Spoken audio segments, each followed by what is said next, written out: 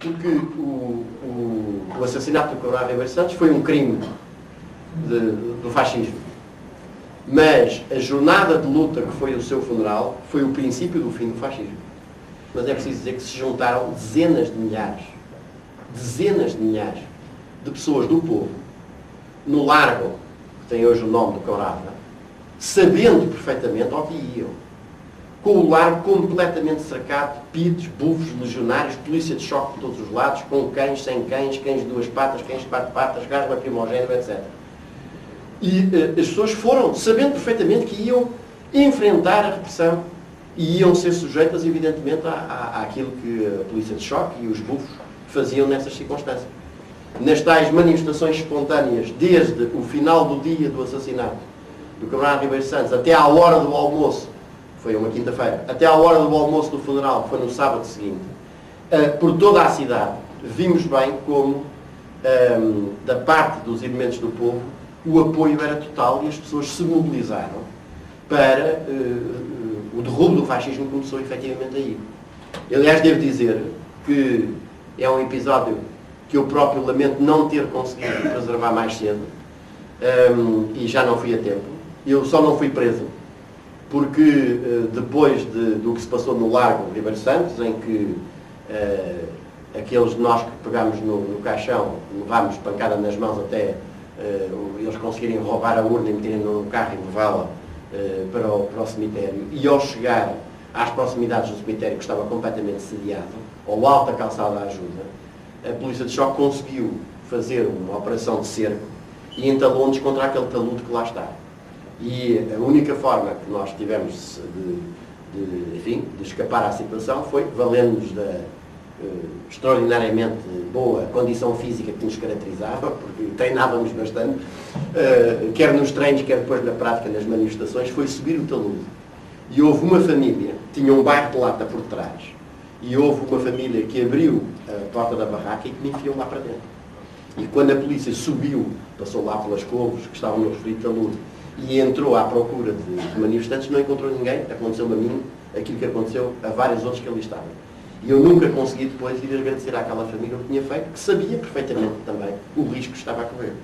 E eu acho que Ribeiro Santos foi um exemplo a todos os níveis, pela sua prática, pela sua firmeza, pela sua capacidade de explicar aos elementos das massas, para utilizar a nossa nomenclatura, como eu me considerava quando entrei para a faculdade e não percebia muito bem o que era aquilo daquelas discussões, às vezes bastante agudas, nas tais Assembleias Gerais da Associação Académica. Até que comecei a perceber.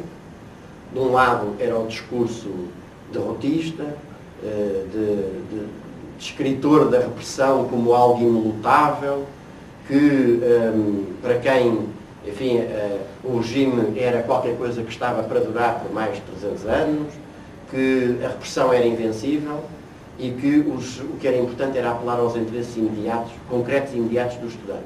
Do outro lado, uma visão completamente, radicalmente contra esta, que defendia que a repressão podia ser combatida, podia ser enfrentada vitoriosamente, que defendia que a luta dos estudantes não fazia sentido nenhum se não se ligasse à luta do povo português, e que defendia abertamente uma tomada de posição ativa contra a guerra colonial, defendendo claramente a deserção com armas e a transformação dessa guerra colonial numa guerra civil revolucionária.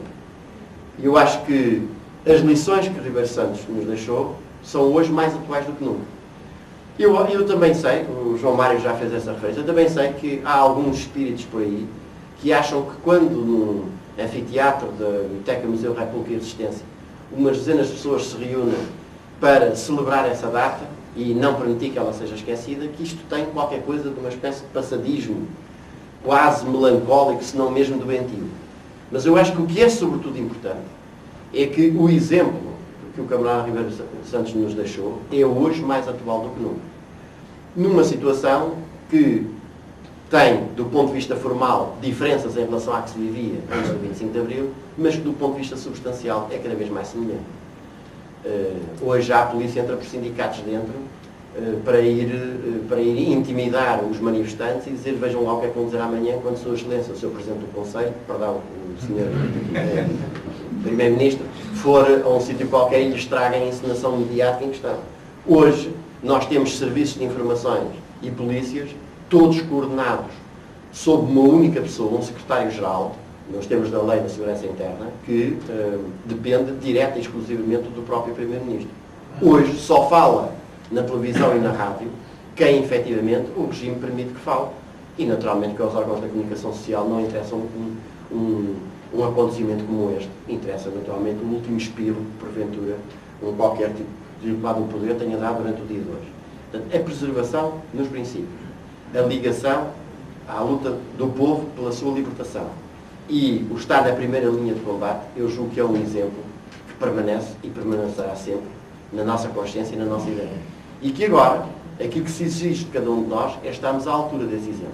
E o primeiro passo é exatamente impedir que essa fase, esse episódio relevantíssimo da história do nosso país e o papel que nela desempenhou um jovem estudante, militante político, batendo-se por princípios, sem estar à espera de nenhuma vantagem, nenhum taxa de sinecura, nos indica a cada um de nós. Saibamos ser dignos desse exemplo.